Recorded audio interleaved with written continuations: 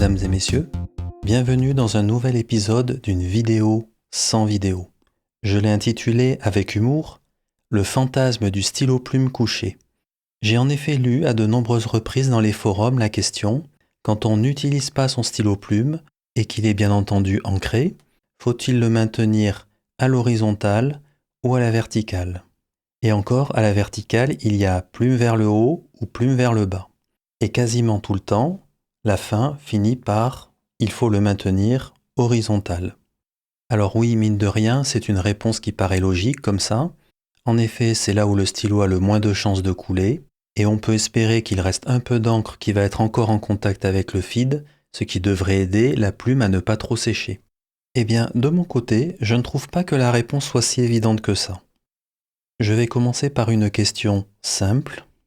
Et si le stylo-plume c'est un vac filler? Le bouton à l'arrière est vissé, l'arrivée d'encre est complètement obstruée. Alors, horizontale, verticale la plume en haut, verticale la plume en bas? Ah, tout à coup vous commencez à hésiter.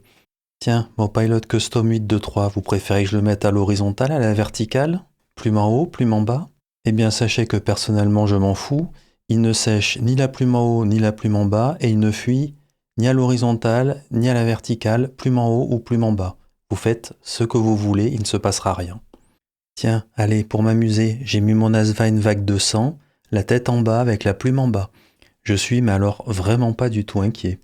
Alors tout à coup, on a envie de rajouter une distinction sur les stylos-plumes.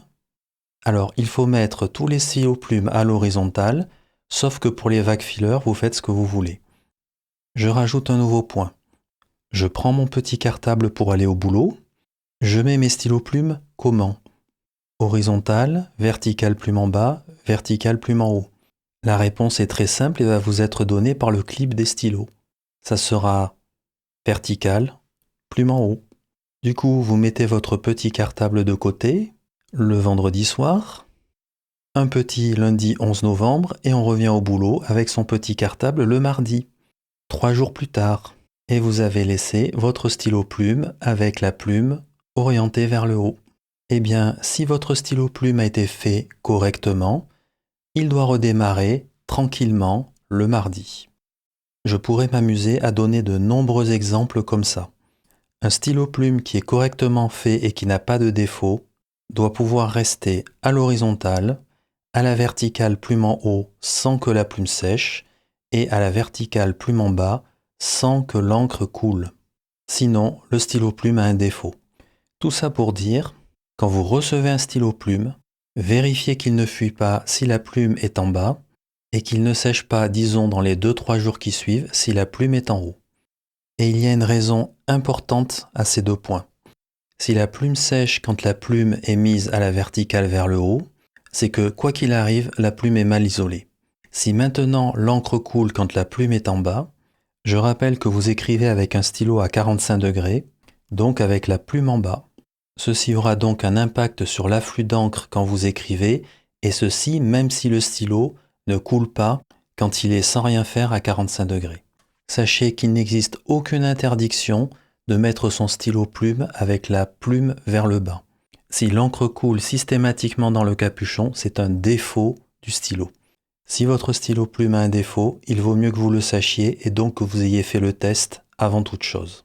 Le pire moment pour le découvrir, ça serait tout simplement que vous emportiez votre stylo et qu'il se retrouve la tête en bas et qu'il se mette à couler dans vos habits, dans votre sac, dans votre cartable ou n'importe où.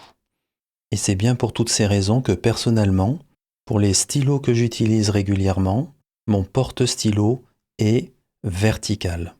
Je veux savoir quand tout est sous contrôle, si un stylo a un problème de sécher au niveau de la plume ou de l'encre qui coule dans le capuchon. Je suis chez moi, c'est facile à gérer. Par contre, si ça se produit en dehors de la maison, eh bien, je risque de ne plus pouvoir écrire ou d'avoir de l'encre partout. Au pire moment, bien entendu. Ce que je peux vous dire, c'est que comme je conserve tous mes stylos à la verticale, il y a vraiment très peu de stylos qui ont le problème de plumes sèches ou d'encre qui coule dans le capuchon. Tout ce que je viens de dire est bien entendu valable pour une utilisation plus ou moins régulière des stylos. Vous utilisez un stylo, vous le laissez 3-4 jours, puis vous le réutilisez et ainsi de suite. Reste maintenant le problème du stockage, c'est-à-dire vous voulez laisser un stylo plume sans utilisation plusieurs semaines ou plusieurs mois. La réponse pour moi est simple. Il faut impérativement éviter que ça se produise. C'est pour moi la contrainte des stylos plumes. Il ne faut clairement pas laisser un stylo plume pendant plusieurs semaines sans utilisation.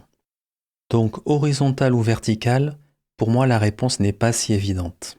Je préfère en effet savoir si un stylo a un défaut et je préfère que le problème arrive sur mon présentoir où le stylo est à la verticale parce que là tout est sous contrôle. Par ailleurs, au niveau de mon présentoir, le stylo est accueilli par un trou cylindrique en bas et ce trou cylindrique permet d'accueillir l'encre en cas de fuite et l'encre reste confinée dans ce trou cylindrique. Dans le pire des cas où l'encre sortirait du capuchon, l'encre resterait confinée dans ce trou et la seule chose que j'ai à faire, c'est enlever les stylos du présentoir et aller nettoyer le présentoir. Pour conclure, loin de moi de vouloir préconiser de garder ces stylos à la verticale. Je dis simplement que la réponse n'est pas si évidente que ça et le mieux est parfois plutôt d'exposer les avantages et les désavantages de chacune des deux méthodes. D'où mon titre un petit peu provocateur du fantasme du stylo horizontal. Le mieux à mon avis est toujours d'essayer d'expliquer les raisons des choses et après libre à vous de choisir ce qui est le mieux pour vous. Mais quoi qu'il en soit, il y a tout de même une chose que je peux affirmer. Si vous mettez un stylo plume à la verticale plume en bas et qu'il coule, ça n'est pas normal. C'est un défaut du stylo. Si vous mettez votre stylo à la verticale plume en haut et que la plume sèche, ça n'est pas normal non plus. Alors, horizontal ou vertical ? Je vous remercie pour votre attention et à bientôt. Why do you believe in what you see?